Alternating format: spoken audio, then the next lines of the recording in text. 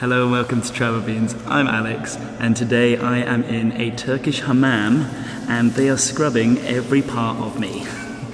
Bad news guys, today is our final day in Istanbul. We're leaving tonight. But before you cry tears of joy that we're leaving, we have a little treat in store for you today. The other day we got a message on Instagram from someone who was inviting us to come and see their hammam. And they said in the message, I have the best hammam in Istanbul. And we thought, yeah, right, mate. Of course you do. They all say that. And then, so we asked them for the name of it. And when we Googled it, we could not believe the location of this bad boy. We just arrived at the hammam, which is directly behind me.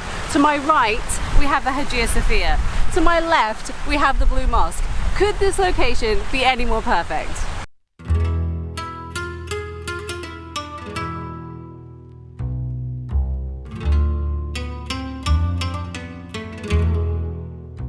Obviously this is a super historical building, so maybe you could tell us just a little bit of information about it?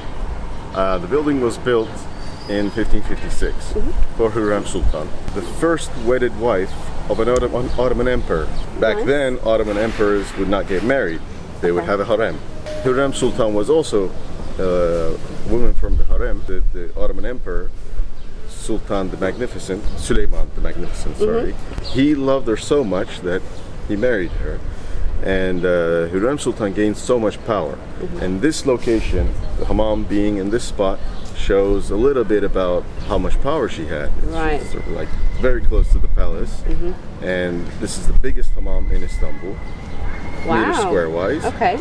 So Alex and I have been actually a little bit scared to go to a hammam because as tourists we don't know anything about it. It's a little bit intimidating.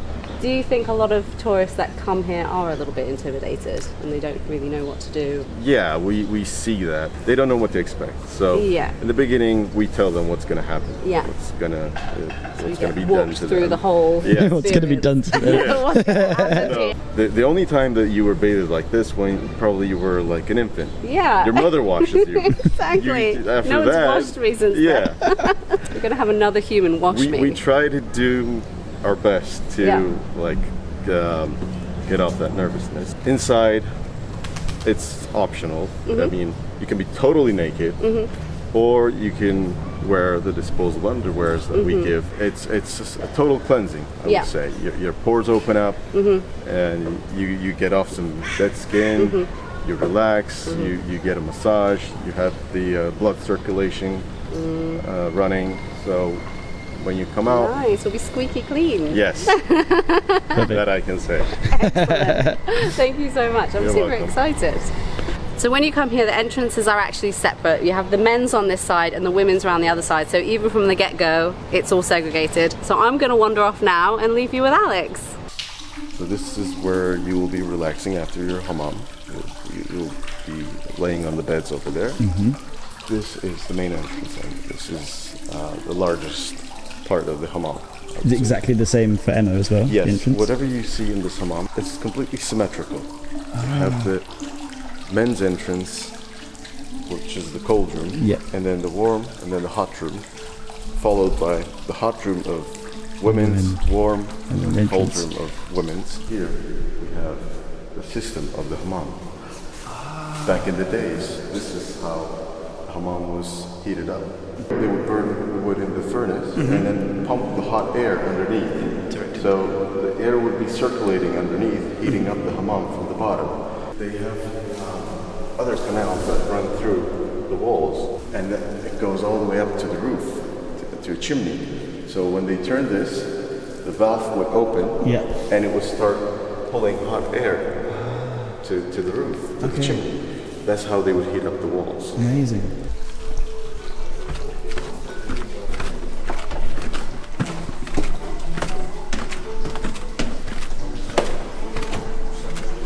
Everything take off please sir, and this underwear for you, and this wrap please, and slippers, and then come downstairs please.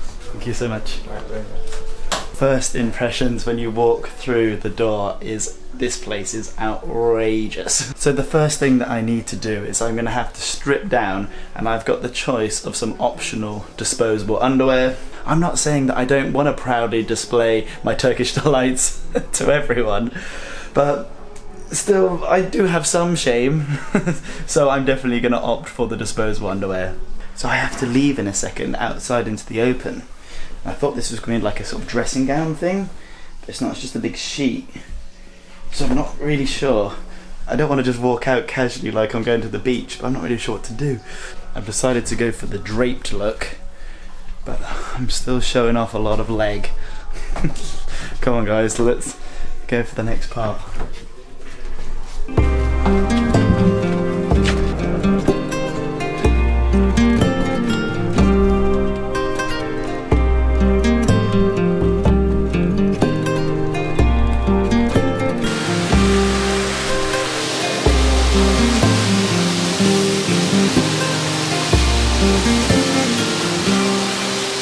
The first step when you come here is they're going to put a load of water on you and they want you to get really sweaty for about 10 minutes. That way you're in the perfect condition to be scrubbed. And so the next step in 10 minutes is going to scrub me. He's going to scrub off the dead cells. Like I'm going to see the dead skin coming off. So I've just touched this water and it's boiling. So they've put on the boiling hot water and it's running on the different taps. So it makes it extra hot in here. I think you can tell from the steam in here that I am well and truly cooked. It's toasty. It's really toasty. Also, I know a lot of you are probably disappointed because you would rather be seeing Emma more in the situation than me, but we had a talk about it before and we decided it's a little more appropriate to see my body.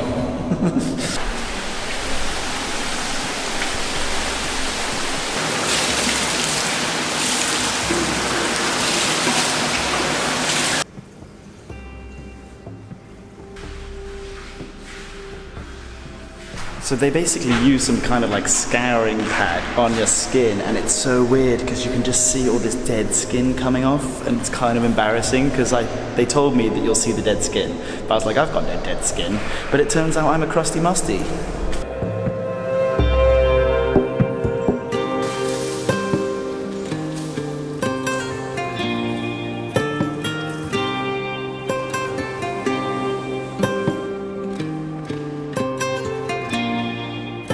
I wasn't expecting that.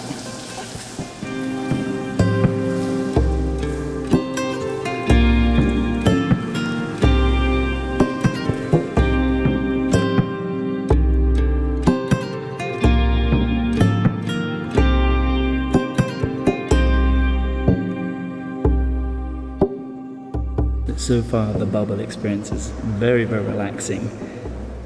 It's a little bit weird that we're putting bubbles into my body after scraping off my dead skin, but everything about it is really relaxing apart from the old feet. I have very, very ticklish feet, and right now I'm getting tickled. Oh, it feels so good. I feel so relaxed and nimble now. Another tip is to come here in the morning if you want it just to yourself. So it opens at 8 a.m. We got here about 8:39 this morning and there's no guests at all. This is an amazing experience. So now that we've finished this experience, I think I get to go into the main entrance area, which is where you can just relax and you can spend as long as you want after. So I'm gonna go cool down and have a little bit of a relax.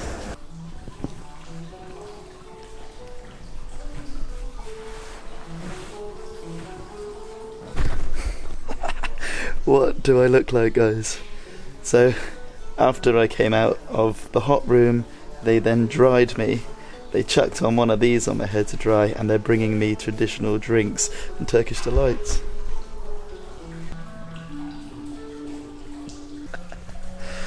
Oh, so what is so funny to me is that, so right now, I'm lying down. I'm eating cherries. Delicious cherries. I got my cranberry, I got my tea. I'm relaxing here in what can be described as basically a palace.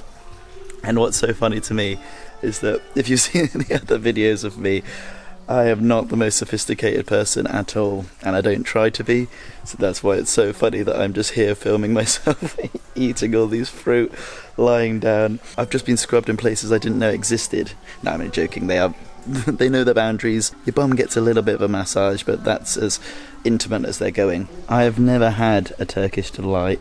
Apart from in England we have them, and I don't think they're anything like this. They're really, really gross. But this smells good. It's all sugary and powdery. This seems like the perfect place to try my first one.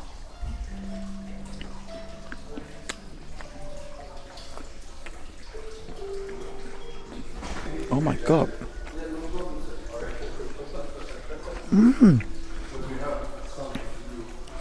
I haven't been trying them here at all because I just assumed that they'd be a little bit similar to the ones in England, but not even in the slightest. Oh wow. It has a little bit of nuts in, and then the jelly-like flavour. Oh my god. Oh my god.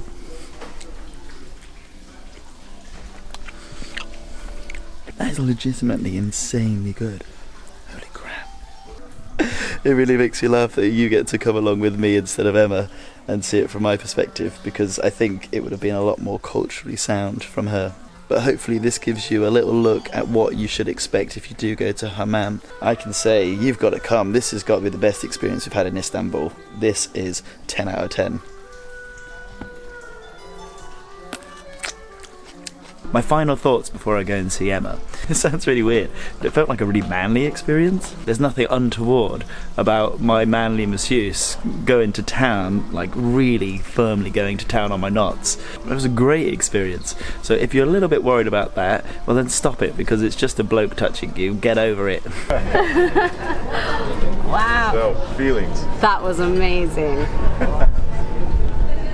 I thought it was going to be a bit awkward and weird being naked with a woman scrubbing it down. Really nice and relaxing. Loved it. Did you try the Turkish delight at the end? Amazing.